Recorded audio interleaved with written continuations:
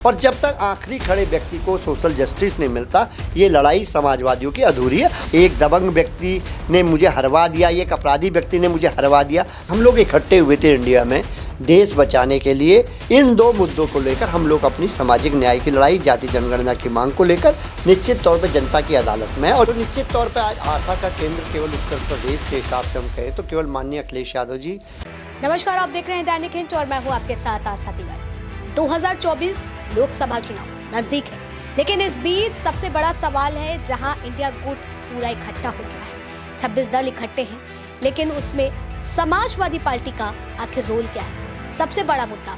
और महज ये केवल 2024 का मुद्दा नहीं, महज मुद्दा ये भी बनकर उभर के आ रहा है कि आखिर समाजवादी पार्टी जनता को किस तरीके से अपनी ओर आकर्षित करेगी। आखिर जनता के लिए वो क्या कुछ मुद्दे को उठा करके धरातल पर इस बार उतरने वाली है, क्योंकि अभी जिस तरीके से आपसी रार कतरार भी हमने एमपी इलेक्शन के दरमियान पार्टी के अंदर देखा था। तो आइए इस पर चर्चा करने के लिए हमारे साथ समाजवादी पार्टी के राष्ट्रीय प्रवक्ता प्रोफेसर भुवन भास्कर जोशी जी मौजूद हैं। इनसे चर्चा करते हैं। सर, आपका बहुत बहुत स्वागत है दैनिक। बहुत बहुत धन्यवाद। भास्कर जी, सबसे पहले मैं आपसे यही जानना चाहूंगी कि जिस तरीके से 2024 नजदीक है, आपकी पार्टी इस बार किस तरीके और किन मुद्दों के दरमियान धरातल पर उतर रही है? देखिए, उत्तर प्रदेश की जनता ने 30 करोड़ जनता ने हमें मुख्य विपक्षी दल 2022 में बना के भेजा, और 111 हमारे जो एमएलए जीत के आए, 14 हमारे सहयोगी के जीत के आए। तो निश्चित तौर पर आज आशा का केंद्र केवल उत्तर प्रदेश के हिसाब से हम कहें तो केवल माननीय अखिलेश यादव जी। देखिए, आज हमारी जो जिम्मेदारी बनती है 30 करोड़ उत्तर प्रदेश के लोगों के बारे में, और हम लोगों के नेता माननीय अखिलेश यादव जी पीडीए को लेकर आगे बढ़ने का काम कर रहे हैं। पीडीए मतलब पिछड़ा दलित अल्पसंख्यक समाज, जो हमारी सामाजिक न्याय की लड़ाई है, जाति जनगणना की मांग को लेकर हम लोग जनता की अदालत के बीच में जा रहे हैं। और निश्चित तौर पे इसके साथ ओल्ड पेंशन स्कीम जो हमारा 2022 में था, माननीय अखिलेश यादव जी ने कहा था कि अगर हमारी सरकार बनती है तो हम ओपीएस को लागू करने का काम करेगा। इन दो मुद्दों को लेकर हम लोग अपनी सामाजिक न्याय की लड़ाई, जाति जनगणना की मांग को लेकर निश्चित तौर पर जनता की अदालत में, और यही मुद्दा हम लोग जो भी इस मुद्दे में को उत्तर प्रदेश का एक आंदोलन था, और ये आंदोलन आज पूरे प्रदेश का नहीं, पूरे देश का आंदोलन बन चुका। आज अन्य दल भी पीडीए की भाषा बोलने लगे हैं, जाति जनगणना की बात क्या कांग्रेस हो चाहे अन्य दल करने लगे, लेकिन निश्चित तौर पे ये जिम्मेदारी आज हमारी थी और हम इसको निभा रहे हैं। लेकिन आप इस चीज़ को कैसे देख रहे हैं कि इंडिया गुट जिस तरीके से एकत्रित हुआ है, 26 दल इकट्ठे हुए हैं, तो इन सबके बीच में क्या समाजवादी पार्टी अपने आप को इतना कमज़ोर समझ रही है कि आज उसको गठबंधन के साथ खड़े होकर के भारतीय जनता पार्टी से लड़ना पड़ रहा है? बहुत अच्छा प्रश्न आपने किया। मैं आपको बताना चाहता हूँ, कमज़ोर की बात नहीं है। हम लोग इकट्ठे हुए थे इंडिया में देश बचाने के लिए, हम लोग लोकतंत्र को बचाने के लिए और संविधान को बचाने के लिए हम लोग सब इकट्ठे हुए थे। और निश्चित तौर पे मध्य प्रदेश का चुनाव हो या अन्य जगह चुनाव हो, यहाँ पर कांग्रेस बड़े भाई की भूमिका में थी। उसको उनका कर्तव्य बनता था कि वो अपने छोटे भाइयों की भी मदद करती, उनको साथ लेने का काम करती। लेकिन हम देख पा रहे हैं कि कांग्रेस का जो अड़ियल रुख था वो निश्चित तौर पे एक शुभ संकेत नहीं है। और रही बात उत्तर प्रदेश की, तो उत्तर प्रदेश में हम बहुत ईमानदारी से कहना चाहते हैं, माननीय अखिलेश यादव जी बड़े भाई की भूमिका में है। यहाँ पर केवल अखिलेश यादव जी तय करेंगे। ठीक है, आप जिस तरीके से कह रहे हैं कांग्रेस को अपने बड़े भाई के तरीके देखा आपकी पार्टी ने, लेकिन सपा प्रमुख अखिलेश यादव के उस दरमियान जो ट्वीट लगातार वायरल हो रहे थे, ट्वीट आ रहे थे कि अगर एमपी में नहीं तो 2024 में भी साथ नहीं, तो उसको किस तरीके से फिर देख रहे हैं आप लोग? आखिर क्या अलग हट करके लड़ाई लड़ेंगे या फिर गठबंधन के साथ ही? देखिए, मैं आपको बताना चाहता हूँ वहाँ पर हमारी परिस्थिति क्या थी। हम लोग वहाँ पर एक विधायक हमारा जीता था और 4 विधानसभा में हम लोग सेकंड नंबर पे थे, यानी कि 5 नंबर पे हमारे और बीजेपी के बीच में लड़ाई थी। कांग्रेस वहाँ पर 5 सीटों पर कहीं भी नहीं थी। उन्होंने कहा कि आखिरी दम तक हमारे आला कमान को, प्रदेश के नेतृत्व को और हमारे राष्ट्रीय नेतृत्व को ये बताया कि हम लोग आपको 6 सीटें देने का काम कर रहे हैं। फिर आनंद फानंद में ये फैसला हुआ कि नहीं, ये तो केवल जो गठबंधन हुआ था केवल 2024 के लोकसभा के परिप्रेक्ष्य में होगा। तो उन्होंने कहा ठीक है, ये बात आप अगर हमें समय पे बता देते तो बहुत अच्छा था। आज हम लोग जनता की अदालत में हैं, वहाँ पर करीब पार्टी हमारी 71 सीटों में लड़ने का काम कर रही है। 5 सीटों में हम लोग राजस्थान में चुनाव लड़ रहे हैं, और निश्चित तौर पर हमारी चाहे क्षेत्र राजस्थान का हो चाहे मध्य प्रदेश का हो, हमारी केवल पीडीए की लड़ाई है, पिछड़ा दलित अल्पसंख्यक समाज, सामाजिक न्याय की लड़ाई, जाति जनगणना की लड़ाई, इसको लेकर और ओपीएस को लेकर हम बहुत गंभीर हैं। जाति जनगणना को आप लोग कैसे देख रहे हैं? देखिए, आज भी अगर देश के बड़ा दुख का विषय होता है जब हम देख पाते हैं कि आज भी SC, ST, OBC समाज की स्थिति क्या है। कल उत्तर प्रदेश में एक और आप देखिए अनुसूचित जाति के व्यक्ति के पे टॉयलेट किया गया, मध्य प्रदेश में आपने इस घटना को देखने का काम करा। तो निश्चित तौर पे जो आज भी जो जातियों का भेदभाव है वो आज भी लोगों के अंदर हम पाते हैं, और जब तक आखिरी खड़े व्यक्ति को सोशल जस्टिस नहीं मिलता, ये लड़ाई समाजवादियों की अधूरी है, और हम लोग इस लड़ाई को लड़ने का काम करते हैं। आप देखिए, आप सुन पाते होंगे कि एक अनुसूचित जाति का व्यक्ति वहाँ दूल्हे के रूप में घोड़ी पे नहीं चढ़ पाया, फलाने लोगों ने उसको घोड़ी से नीचे उतारने का। क्या ये देश की आज़ादी के बाद ऐसा प्रश्न होना क्या जायज़ लगता है आपको? क्या सोशल जस्टिस है?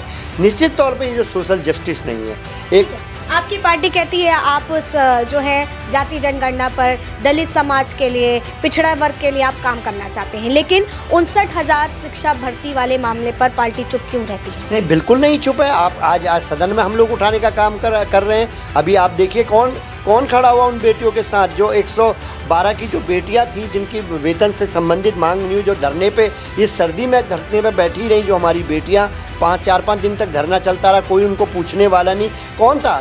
हमारी पार्टी के नेता माननीय अखिलेश यादव जी ने पार्टी के कैडर की ड्यूटी लगाई, खासतौर पे जो महिला शक्ति की नेता हमारी, वो नेताओं ने वहाँ पर जाके धरने को सपोर्ट करने का काम करा, और निश्चित तौर पर उस लड़ाई को हम सड़क से लेकर सदन तक लड़ रहा है। आज जिन पर, और जो शिक्षक भर्ती का मैं बता रहा हूँ, ये लोग भी माननीय अखिलेश जी से मिलने के लिए गए थे, लेकिन माननीय अखिलेश जी चुनाव अभी चेन्नई के दौरे पे, वहाँ से आके उनसे मिलने का काम करेंगे। लगातार जिसकी भी कोई पीड़ा है सरकार के द्वारा, वो निश्चित तौर पे माननीय अखिलेश यादव जी की और आशा भरी नज़रों से देखता है, और देखना भी चाहिए। ठीक है, आखिरी सवाल और लूँगी जोशी जी।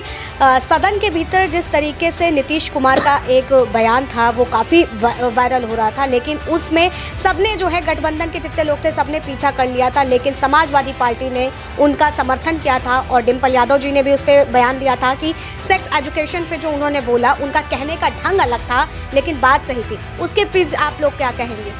देखिए, जो आदरणीय डिम्पल यादव जी हैं, देश की सांसद हैं, 50% आबादी की नेता हैं, और एक बहुत गंभीर पॉलिटिशियन हैं। देखिए, आज देश किस स्वरूप में चल रहा है ये समझने की आवश्यकता है। आज देश इस स्वरूप में आ चुका है कि सेक्स एजुकेशन पे खुल के बात होनी चाहिए।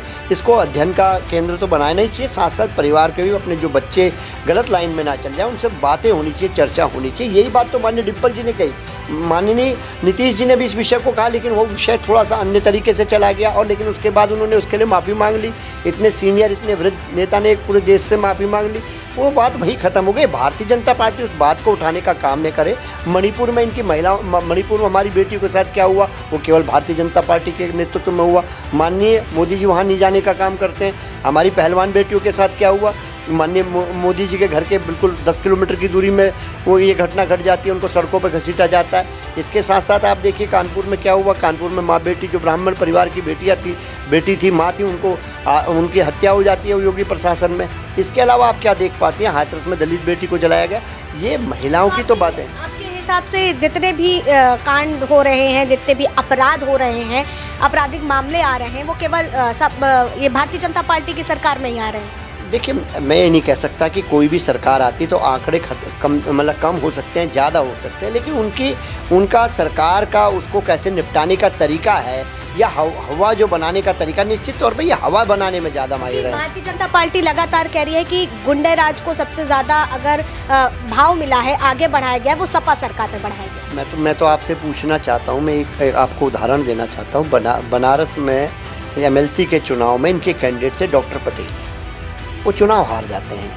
एक MLC जीत जाता है, निर्दलीय जीत जाती है, उसकी वाइफ जीत जाती है। तो वो एक साथ डिबेट में थे मेरे, वो ये कहने का काम कर रहे थे कि मुझे एक अपराधी ने चुनाव हरा दिया। कौन कह रहा है? MLC कैंडिडेट, बीजेपी का सत्तारूढ़ दल का आदमी व्यक्ति ये बात कहने का काम कर रहा है। तो मैं आपसे पूछना चाहता हूं, जब MLC कैंडिडेट ये बताता है कि एक दबंग व्यक्ति ने मुझे हरवा दिया, एक अपराधी व्यक्ति ने मुझे हरवा दिया, तो प्रदेश की स्थिति क्या है? आज जितने भूमाफिया हैं वो सारे भारतीय जनता पार्टी में हैं।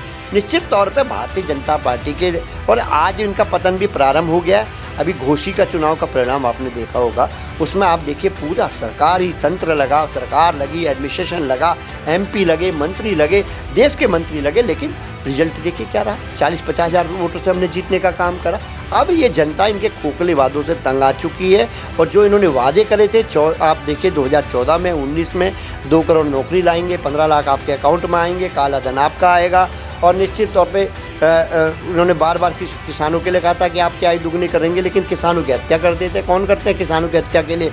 ना आतंकवादी की आवश्यकता है, ना क्रिमिनल की आवश्यकता है, गृह राज्य मंत्री का बेटा हत्या कर देता है। ये तो हमारे साथ जोशी जी मौजूद थे, जिन्होंने बताया कि 2024 में सपा यानी कि समाजवादी पार्टी किन मुद्दों को लेकर के धरातल पर उतर रही है और 2024 का ये जो खेला है, जो घमासान आपसी लड़ाई है, इसमें किस तरीके से वो जीत हासिल करेगी और आगे जनता के लिए काम करने वाली है। फिलहाल तब तक के लिए आप बने रहे दैनिक हिंच पर। कैमरा पर्सन नरेश के साथ आस्था तिवारी।